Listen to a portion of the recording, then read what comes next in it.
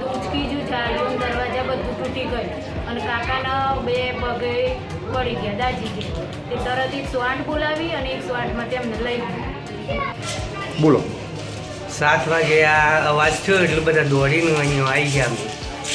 તો અમારા ભાઈને બળી ગયેલા હાલતમાં જોયા કે અમે બધા કપડો ઉપરથી નાખી દઈને ચાદર ઉડાડી દીધી અને પછી તરત જ નીચે ઉતારીને 108 પર દવાખાને લઈ ગયા.